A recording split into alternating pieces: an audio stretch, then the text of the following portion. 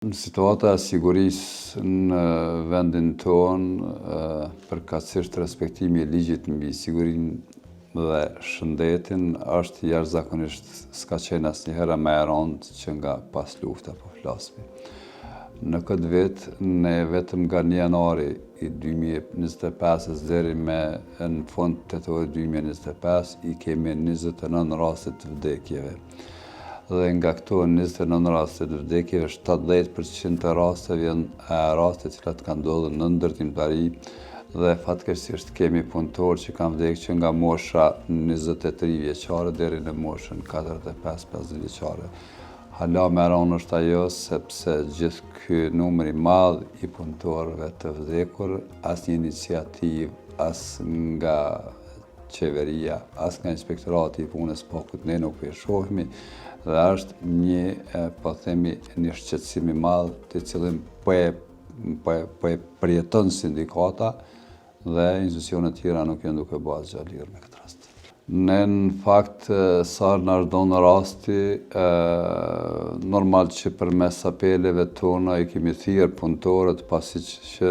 të kanë kujdes ndaj vetvetes sepse institucionet tona nuk janë duke u marrë metodën pothuajse gati për çdo ditë të thrasin punëtorët e sektorit për ta ruajnë shëndetin e tyre sepse në moment kur po ndodh diçka nuk po merret askush me ta, ne normal që kemi biseduar me inspektoratin e punës dhe thonë që ne po bëjmë punë të madhe. Unë nështë nuk po du me thonë që nuk po bëjnë punë të madhe, po gjithçka film matet me rezultatet janë jashtëzakonisht shumë të mërshme dhe definitivisht ne si sindikat po themi që inshallah i ruan Zoti për ndryshe institucionet që janë përkatës që paguan për këtë çështje nuk janë duke u marrë fare me këtë problem. Në rend parë ne themi se 95% të rasteve faktori njeri është shkaktari gjithë tyre vdekjeve. Mund të ketë ndonjë rast aty këtu kur mund të jetë po them paksa shkaktarë edhe punëtori që nuk e bën pajisjen adekuate, por megjithatë pronari i kompanisë ka për obligim që në moment një punëtor kur nuk e ka pajisjen, kur i afron pajisjen dhe nuk e merr pajisjen si duhet punëtori, ai ka për obligim që ta largojë nga punishtja. Por pse po ndodhin këto? Po ndodhin këto sepse ju e dini që vetëm po themi prapë përsëris në këtë vit kemi 29 raste të vdekjeve dhe të gjitha pronarët kompanive që kanë bërë shkelje ligjore pothuajse gati qëllimshëm, asnjë nuk e ki që janë duke dhënë po themi ato çka e meritojnë, mbahen 48 tetor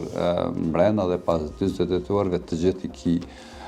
duke bërë veprimtarinë e vet njëshëm. Të njëjtën,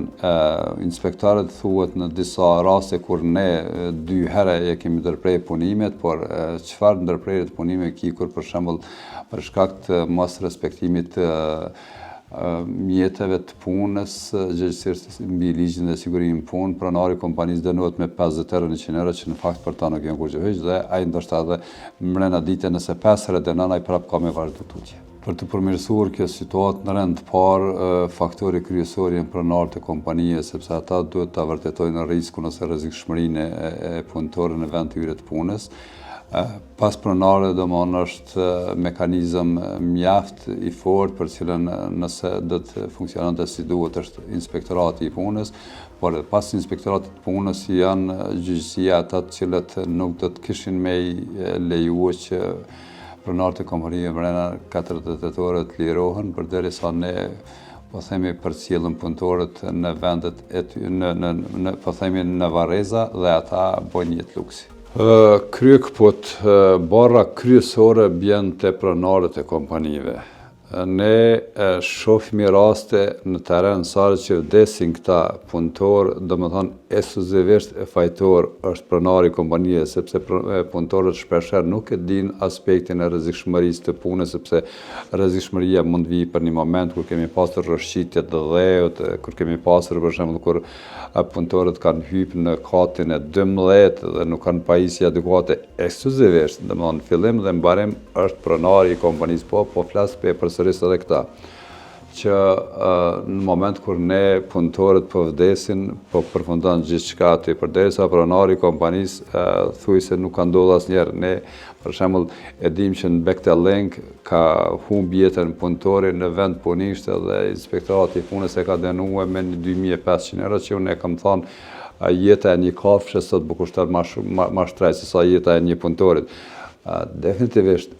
shteti nuk është duke u marrë me këtë problematik, e cili unë mendoj që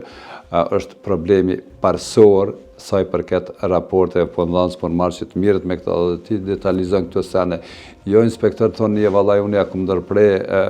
punën dhe pasaj e mas një ore edhe kthehet në vendin e tyre të punës. Definitivisht mungesa e dhënies së një verdikti që do ta ketë një pronar i kompanive për neglizhencën që ka humbë jetën ky punëtor, ajo nuk po ndodh dhe kjo po merret si gjë normale.